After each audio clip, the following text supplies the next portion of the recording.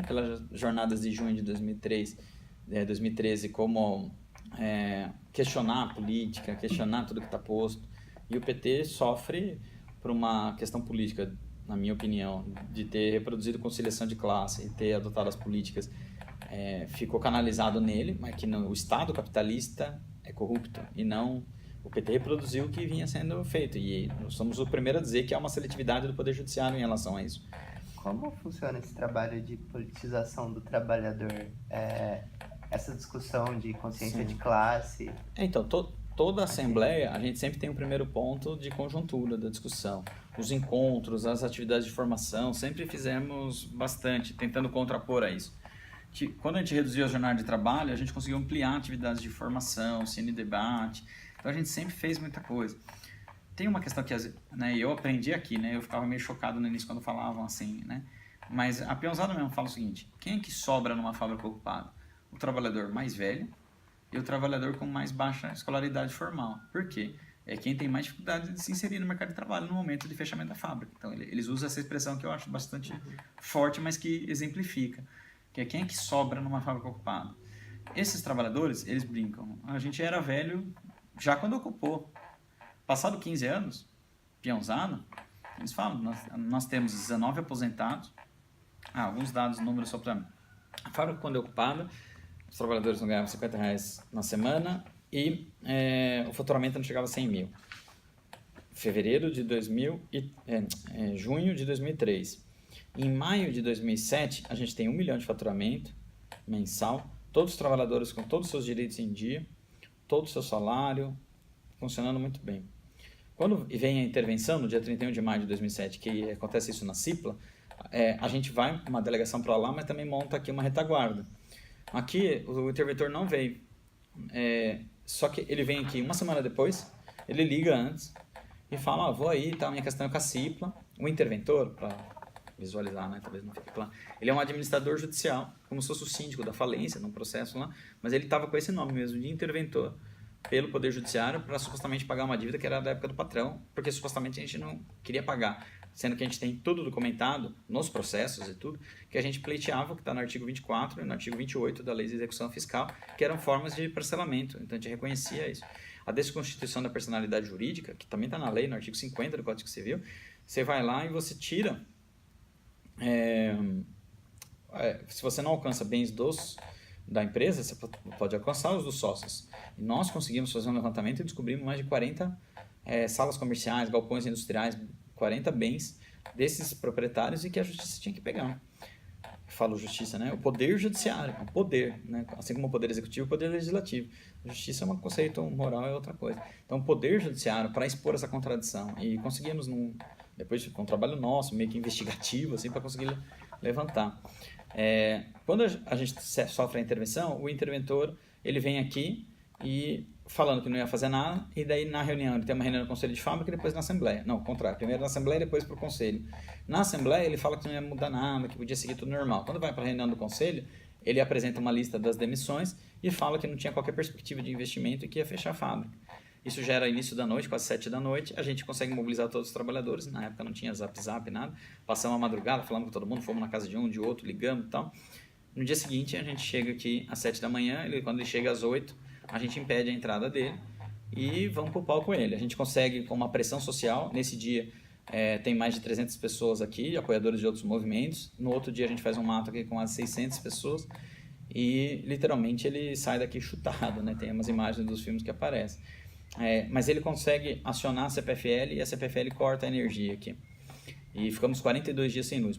Quebrou uma máquina lá dentro, poderia ter acontecido uma tragédia com um trabalhador. Foi bastante grave. E a gente conseguiu, aí, de alguma maneira, sobreviver. Mas depois de 42 dias de luz é que a gente religa a energia. Isso quebrou completamente a Flasco. A gente estava no auge. E a gente recomeça com 52. Nesse momento, antes do corte, a gente estava com 114 trabalhadores. E a gente recomeça com 52. Recomeça até o fim do ano, 2007, muito difícil. 2008 começa a dar uma melhorada um pouco. A gente vai chegar até 2014, final de 2014, a gente chega em 78 trabalhadores. E depois começa a cair novamente. No ano passado, nós ficamos 2 meses com a luz cortada, e daí arrebentou de vez. Então, que a gente estava ali já não era 70, eu devia estar com 70 e pouquinho, a gente volta no ano passado agora com 36, que é o que a gente tem hoje. Então, é muito difícil, porque todo mundo, desses 36, 19 são aposentados, que é um bom debate, né, do porquê e tal, mas só conseguiram ficar aposentados, só conseguiram porque a gente manteve a carteira de trabalho assinada, com todos os direitos, com toda essa luta, entendeu? O que mais? Conjuntura, fui e voltei, mas acho que é isso. O que mais que faltou aí? Bom, foi bem completo, na verdade, mas bem interessante esse último dado que você falou. Dos dados, das pesquisas, eu tenho muito material, posso mandar depois para vocês também por e-mail. Como tem sido a relação com esse governo da UBEM? Na Vila Operária... Vocês fizeram uma reunião, acho que dia 3 de outubro, né? Que foi aqui? Eu tinha no Facebook alguma coisa, uma acho conversa que foi, com veio ele. a Secretaria de Habitação, depois teve uma outra reunião, o William, o vereador, mediou, o Pedro foi. Ele sempre se colocou à disposição de ajudar, né? Mas, na minha opinião, Alexandre, sempre fala que tem intenção, mas prático. Mas ele fez uma medida, e também eu sou, né, justo e tal. Ele fez uma medida importante por conta de uma pressão que nós fizemos, explicando, mas aconteceu esse episódio, que é isso que teve, então você viu aí no Facebook, que é a questão mais recente e importante que envolve a prefeitura, é que por conta de uma dívida de IPTU de 2009, então já estava sob controle dos trabalhadores, e já tinha a Vila Operária, então quem é que deve o IPTU? Tá bom, a Flasco, que na verdade é mais complexo, é porque o terreno está no nome da Cipla, o interventor, que ele morreu lá, o interventor, mas a fábrica permanece sob intervenção lá. Lá tinha 1.000 trabalhadores, agora tem 150. Né? Ele arrebentou com os empregos lá. Nós achamos que foi equivocado que a prefeitura mandou para leilão essa área, para pagar a dívida de IPTU.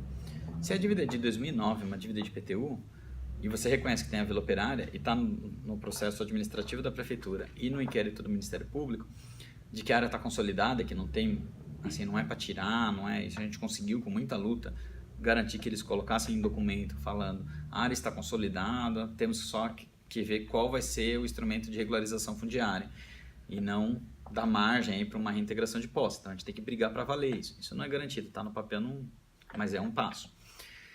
Então a gente achou equivocado que o prefeito mandou para leilão. E não é o prefeito em si, o Luiz Dalben, muito provavelmente, confio, vamos dizer assim, acredito, de que de fato ele não sabia, porque é uma coisa meio técnica, burocrática da Procuradoria. Quando ele tomou conhecimento, nós falamos que era um absurdo ele ter mandado. A primeira medida que ele faz é que ele mapeia lá que tinha 20 execuções fiscais contra a Flasco. E ele suspende por 4 meses todas, ele pede para o juiz, né, mas é importante, pede para que seja suspensa para se discutir um pagamento dessa dívida. Segundo que ele, ao mandar para o leilão, virou um desespero total, porque significa que ia toda a propriedade, a parte da fábrica, a parte da Vila Operária, para leilão, que alguém podia ir lá e arrematar. Questionado, aí eu fui despachar com a juíza, consegui suspender os efeitos do leilão, então se alguém arrematasse ia virar um imbróglio. Com uma pressão grande a gente conseguiu que ninguém arrematasse. O leilão era eletrônico, então você entra pelo site, todo mundo acompanhava, todas as famílias da Vila Operária, todo mundo ficou desesperado, fizemos as assembleias. Mas na verdade a gente falou, bom, já que mandou, então faz o seguinte, a lei permite, prefeito, vai lá e arrecada o imóvel. Eu arremato, prefeitura, vou lá e arremato por conta da dívida.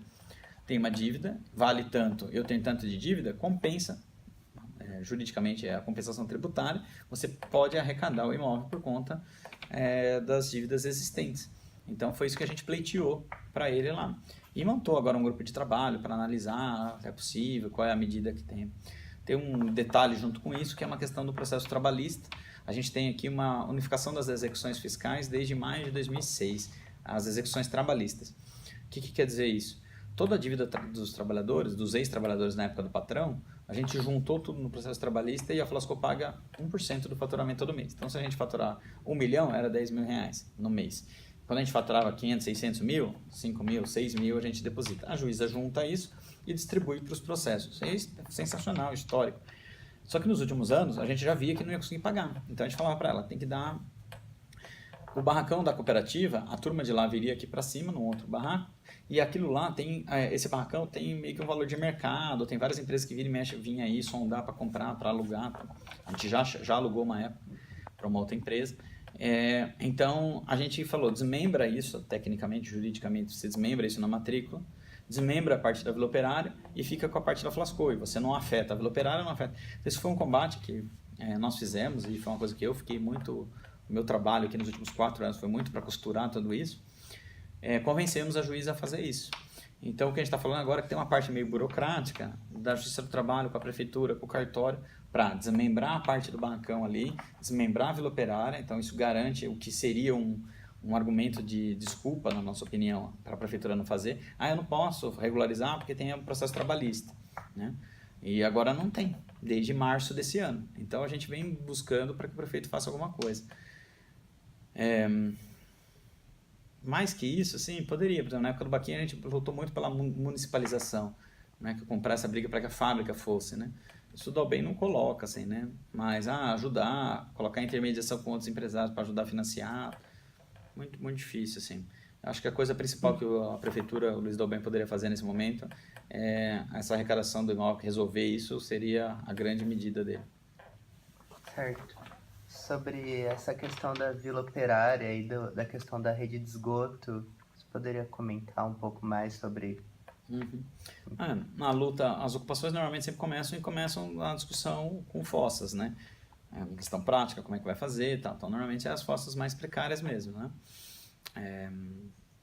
Aí a gente começou a lutar durante o governo Baquim, tinha um grupo de trabalho mensal, e a briga grande foi do saneamento, porque já vinha resolvendo a questão da água, não sei, não lembro se no primeiro mandato, nos primeiros anos, e depois a gente ficou com a questão, tá? Todo momento era, para eu regularizar a situação do saneamento na Vila Operária, vou ter que resolver de toda a área cura, tem que fazer uma estação de tratamento, aí antes era a dificuldade do DAE, agora com a BRK, então tudo colocam sempre empecilhos nesse sentido.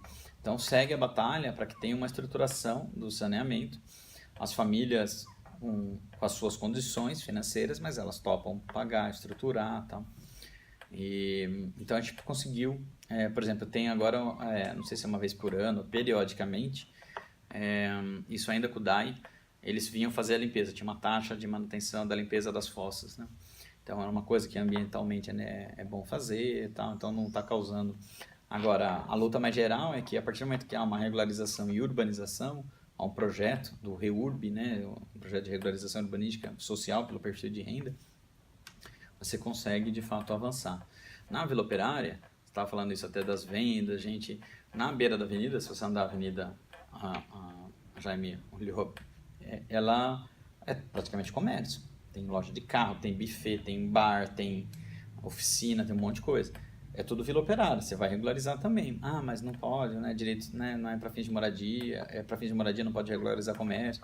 Não, pode também, não é um problema. Agora, é verdade, ficou muito tempo. Quando você fica muito tempo, mesmo tem igreja aqui dentro da Vila Operária, tem um mercadinho. Na Vila Soma, que é uma área de 1 milhão de metros quadrados, tá? É 10 vezes o tamanho, uma área gigantesca, que mora 10 mil pessoas, 2.500 famílias, tem 118 comércios, tem 22 igrejas, é um bairro, uma cidade, né? Para gerir e organizar isso. Os processos de moradia também são sempre muito legais para entender como é que funciona a dinâmica, né, social. É que vai ter, né, tem a lojinha de material de construção, óbvio, numa ocupação de moradia, é óbvio que vai ter loja de material de construção. Então, como é que é o desenvolvimento de um bairro, como é que é o desenvolvimento da Vila Operária aqui. Interessante. Quer pontuar alguma coisa? Vocês querem dar uma andada depois lá dentro também na produção? Né? Como que foi essa luta para conquistar água na Vila Operária? A gente organizou, primeiro a gente fez um ato público, depois fizemos abaixo-assinado,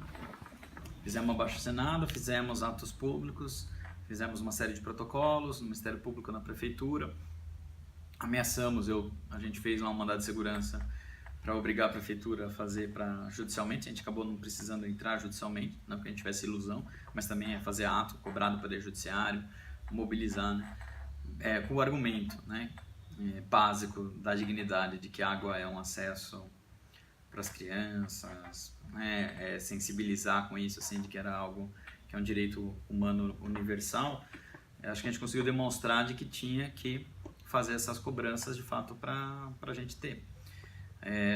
Foi com muita pressão. No início, a gente tem um poço dentro da Vila Operária que a água da Flasco, a gente usa desse poço. E a gente conseguiu montar uma bica aqui na portaria, até onde vocês estavam ali esperando. Ali a gente tinha umas torneiras e fazia. E começou a ter uma ideia de a gente usar esse poço para sustentar toda a Vila Operária, mas a gente via que não ia dar conta.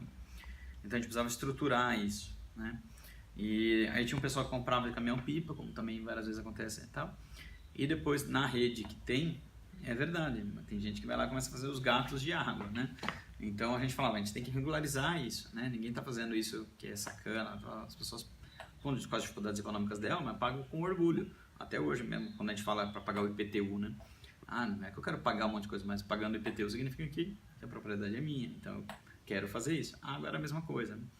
Mas é impressionante que nós ficamos 1 ano e meio sem ter um mínimo de acesso à água. E foi com uma pressão muito grande que a gente conseguiu ter.